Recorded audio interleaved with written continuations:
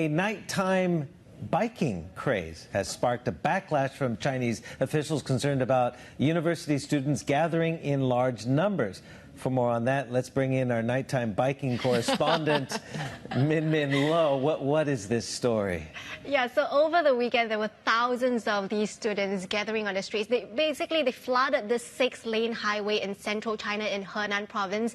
They were cycling from the provincial capital. Take a look at that very dramatic footage.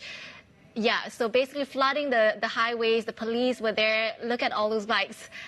The poor cars stuck between the bikers. So they were going from the provincial capital in Zhengzhou to this ancient city called Kaifeng.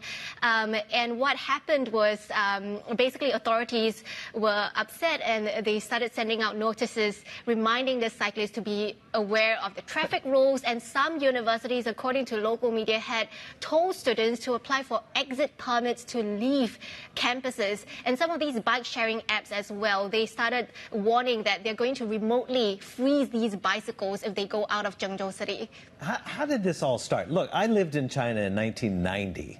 And it was nothing but bicycles. It was a bicycle kingdom, really, up in the Dongbei when I lived there in Shenyang. So how did this rejuvenation of the bicycle happen, and why are authorities... It's extremely random. So 4 female friends did this night cycling ride. It's like over 5 hours. They wanted to get to Kaifeng city to have a nice juicy guantang bao, which is the soupy buns.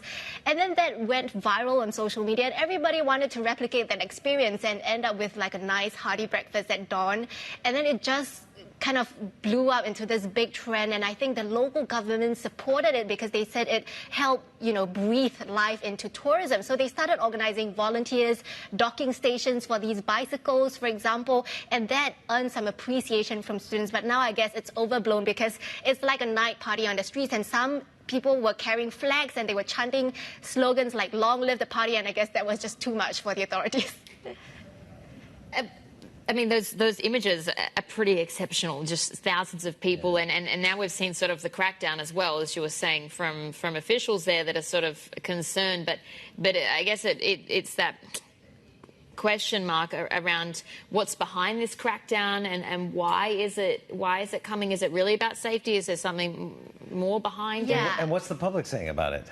Yeah, well, I think students gathering in large number is always something the authorities is quite uncomfortable with, because traditionally we have seen how university students have been able to start protests in the past. And so on social media, there are people who are just kind of, kicking up a furor over this, like, why is the university sealing the campuses? Here's someone saying, okay, you can go cycling in 3s or 5s as long as you don't create a problem, you can do whatever you want. Who's saying this? This is people, just random users on social media. I just plucked out some of the comments there. Another one is saying, I'm watching this and I really want to laugh at them, but I also want to scold them as well. I mean, sounds like a mom. Yeah, I was going to say that. Yeah, and someone else also said something interesting, like, why are all these people blindly following the trend? It's because they don't have a job, they don't have hope.